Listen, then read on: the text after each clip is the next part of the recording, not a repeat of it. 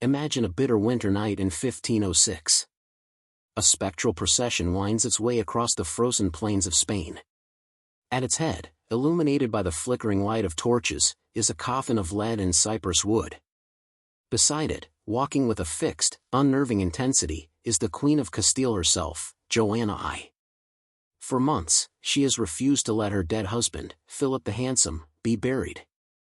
She travels with his corpse across her kingdom, ordering the coffin open each night so she can gaze upon his face, touch his cold skin, and whisper words of love and rage to the man who betrayed her in life. The whispers that follow her procession are merciless: Juana la Loca, Joanna the Mad. They say she has lost her mind to grief, that her obsession is a divine punishment for her sins. But what if this wasn't just madness? What if it was the final, agonizing act in a tragedy of love, betrayal, and political assassination so cruel it defies imagination? You are not witnessing a queen's descent into insanity. You are witnessing a woman being deliberately, systematically, and publicly buried alive by the very men who claimed to love her, her father, her husband, and her own son. Her madness wasn't the cause of her ruin, it was the excuse. The world that forged her. To understand the tragedy of Joanna of Castile, you must first understand the world that forged her. Born in 1479, she was a princess of almost unimaginable privilege and importance. Her parents were the legendary Catholic monarchs, Isabella I of Castile and Ferdinand II of Aragon, the two rulers who had united Spain, completed the Reconquista by conquering the last Muslim kingdom of Granada, and funded Christopher Columbus's voyage to the New World. Joanna was born at the very center of a new global superpower. She was not raised to be a ruler, but a diplomatic pawn, a beautiful piece to be moved across the chessboard of European politics to forge an alliance. She received a brilliant education, but from a young age, there was a noted intensity about her, a passionate, melancholic streak that set her apart. She loved deeply, felt slights acutely, and possessed a fierce intelligence that was often inconvenient for a woman of her time. In 1496, at the age of 16, the game was set in motion. She was betrothed to Philip, the Archduke of Austria and heir to the vast Habsburg domains, nicknamed Philip the Handsome for good reason. The marriage was a diplomatic masterpiece, creating a powerful Spanish-Habsburg alliance that would encircle their mutual rival, France. The moment she laid eyes on Philip, her romantic hope ignited into a consuming fire. He was everything the stories promised: tall, athletic, with golden hair and a charm that could disarm the most cynical courtier. The attraction was instant and explosive. According to court chronicles, they were so immediately captivated that they demanded to be married on the spot, foregoing the elaborate planned ceremonies.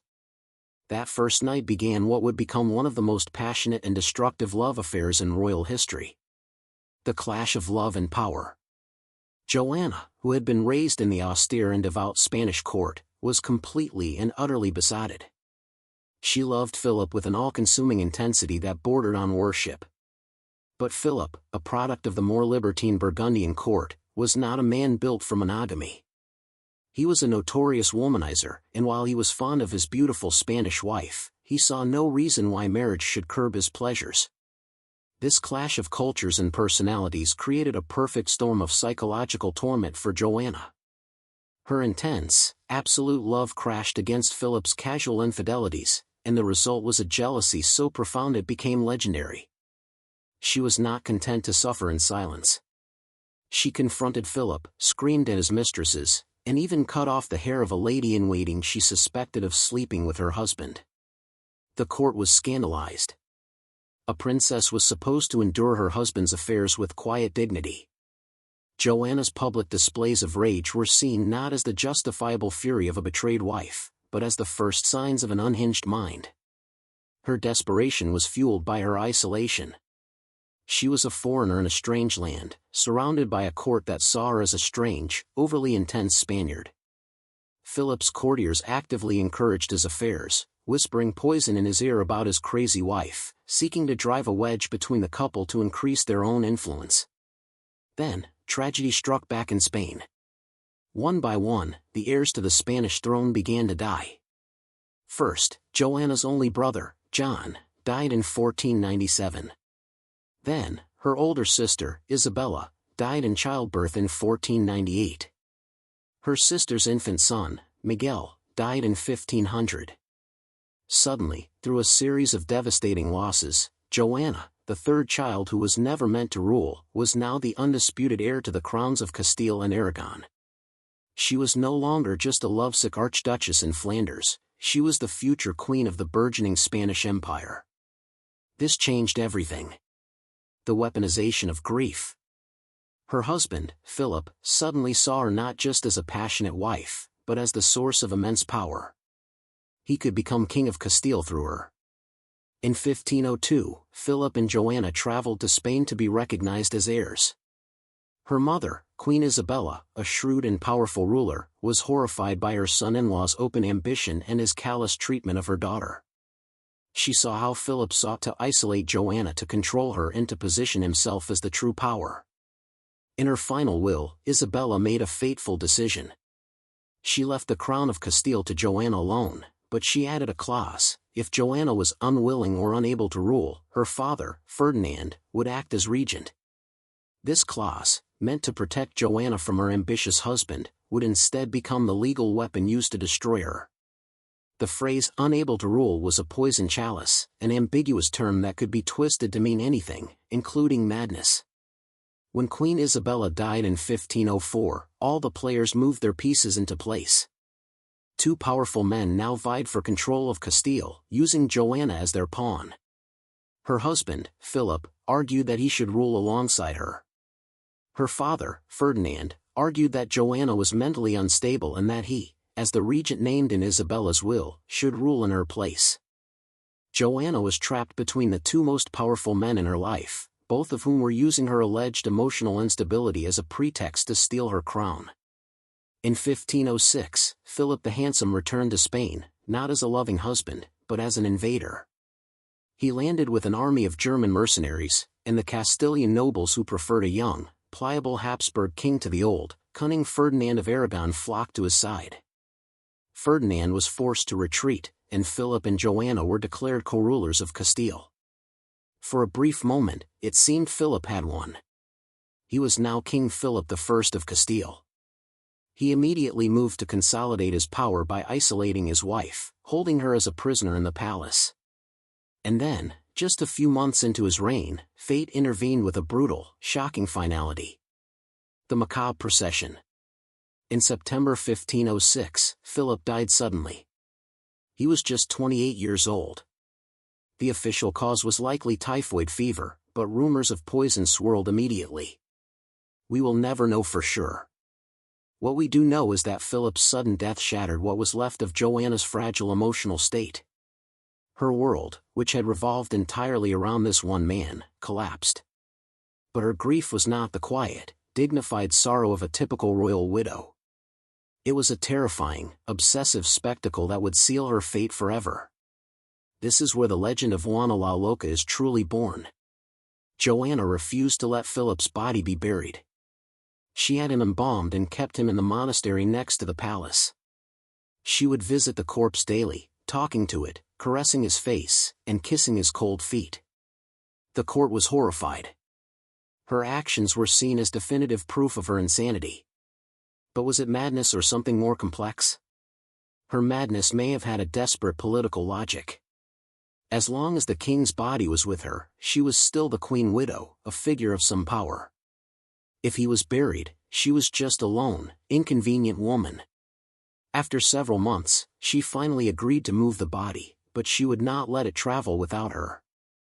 And so began one of the most macabre processions in history. For 8 long months, the Queen of Castile traveled with her husband's coffin across the Spanish plains. The procession traveled only at night, because Joanna declared that a widow who has lost the son of her own soul should not be looked upon by the light of day. The spectacle was terrifying. A lone queen dressed in black, followed by a wagon carrying a lead-line coffin, accompanied by a retinue of monks chanting funeral dirges. They would stop at monasteries along the way, and Joanna would have the coffin opened so she could ensure her beloved was still there. The stories that emerged from this journey became the stuff of legend, leading to the shocking claim that she slept with a corpse. While the phrase may have been a contemporary exaggeration for sleeping in the same room, her obsessive behavior of kissing and caressing the body made the line between grieving widow and something far more disturbing terrifyingly blurred.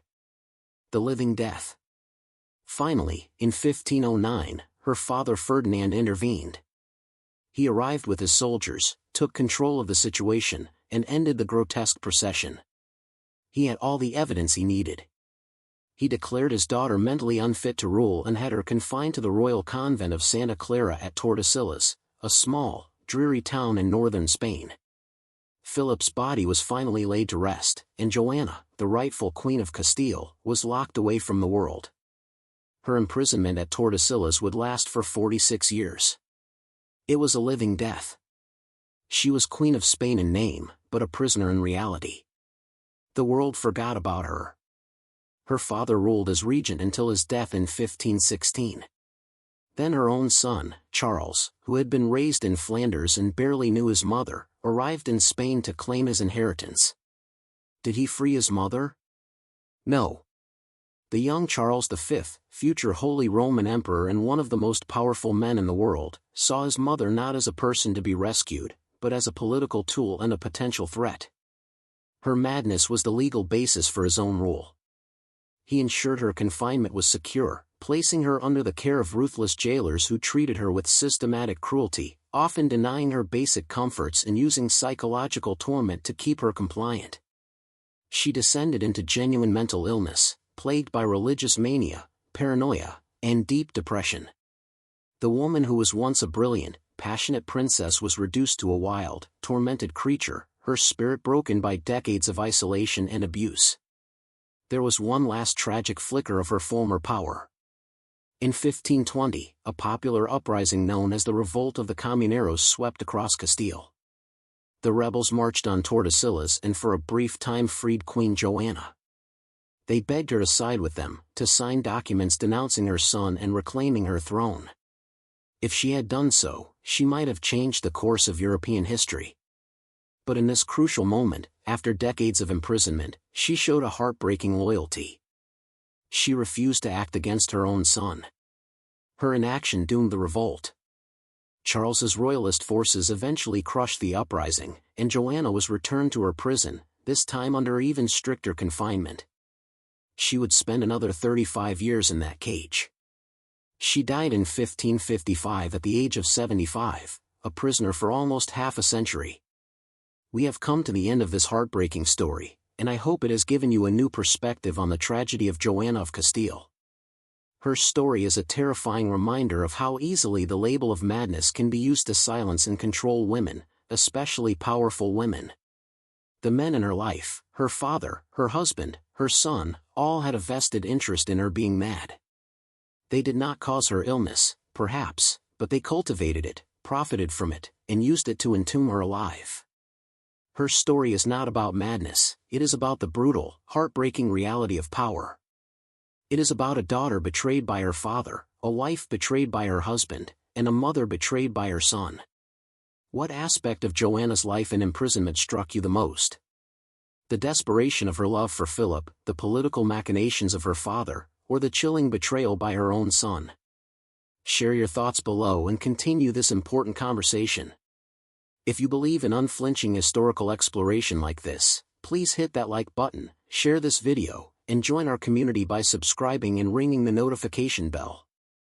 Your support allows us to keep telling these difficult but necessary stories. Thank you for listening.